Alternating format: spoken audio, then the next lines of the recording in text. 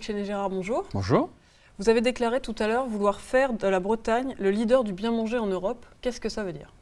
La Bretagne a une histoire avec l'agriculture, avec l'agroalimentaire. Nous avons l'honneur de nourrir une partie des Européennes, des Européens, une partie des Françaises et des Français.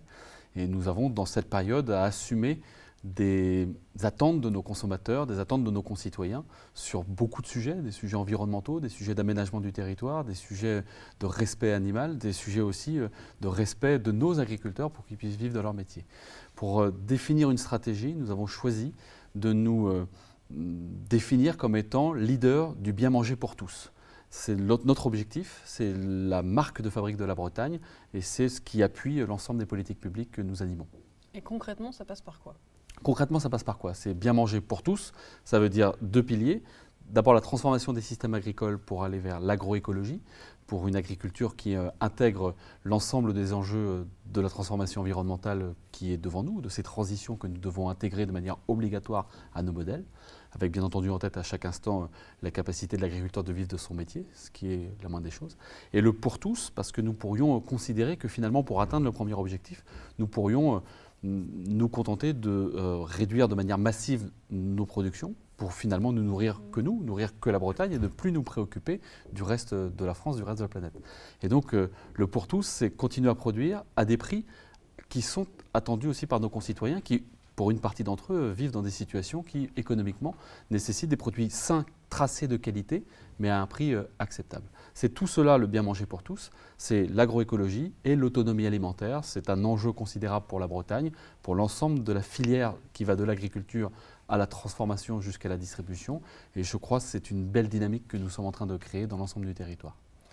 Vous avez parlé quand même beaucoup d'importation et d'exportation, mais à la fois aussi d'autonomie alimentaire. Alors, c'est pas forcément clair comment on fait tout ça à la fois. Alors, l'autonomie alimentaire, c'est être capable d'assumer notre autonomie dans le domaine de l'alimentation des hommes et des femmes. On pense très rapidement à ce que nous achetons au quotidien, mais on pense un peu moins, par exemple, à l'élevage du bétail en Bretagne. Nos porcs, nos volailles sont alimentés, il faut se le dire, avec des produits qui viennent quelquefois de très loin. On peut parler du soja OGM d'ailleurs, qui peut provenir d'Amérique du Sud, en déforestant la forêt. C'est un vrai sujet. Quand je parle d'autonomie alimentaire, ça veut dire réfléchir à des boucles, à des circuits qui nous permettent, dans des distances raisonnables, de produire l'alimentation nécessaire à notre bétail pour faire en sorte d'être dans des boucles vertueuses, qui sont vertueuses pour la planète globalement, mais vertueuses aussi pour nos sols, puisque par définition des animaux génèrent des déjections animales que nous devons traiter. Et si cela retourne au sol, qui lui-même produit l'aliment qui nourrit le bétail, nous rentrons dans des boucles vertueuses qu'on a un peu oubliées depuis 30 ou 40 ans, qu'on a un peu perdu pour le progrès, une forme de progrès de par l'intensité agricole ou une forme d'attente économique pure. Nous devons réintégrer ces modèles, c'est cela aussi l'autonomie alimentaire. Okay. Dernière question, plus d'actualité.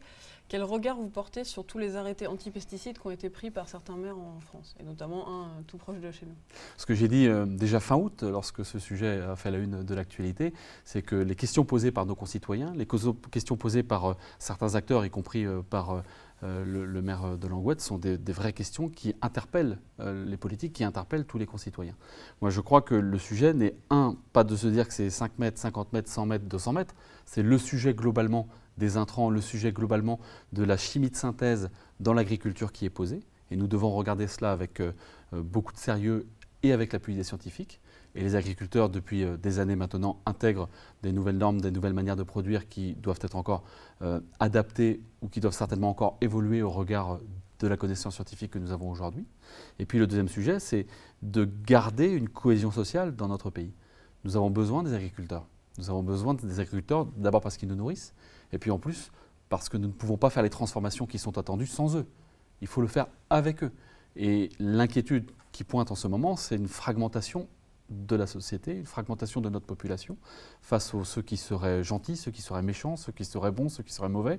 Nous devons travailler pour faire en sorte qu'on reste unis, qu'on soit fiers de notre agriculture, parce qu'elle n'a jamais été aussi sûre qu'aujourd'hui, qu'on soit aussi très exigeant par rapport aux attentes que nous avons dans le domaine de l'environnement globalement, et puis que nous puissions accompagner. D'où la demande, par exemple, de la région Bretagne, d'assumer la gestion des fonds européens, pour accompagner la transformation des systèmes agricoles avec les agriculteurs, pas contre les agriculteurs. C'est cela l'ambition qui est la mienne. Moi, je suis fier d'être une région agricole. Je veux que nous restions une région agricole pour les 30 ans, 50 ans, 100 ans qui viennent, en intégrant l'ensemble des transformations qui sont en cours, y compris les transformations climatiques qui nous impactent. Et cela nécessite de l'envie, de l'optimisme, mais aussi beaucoup de sérieux dans l'ensemble de ces sujets. Et c'est pourquoi j'y passe beaucoup de temps en ce moment.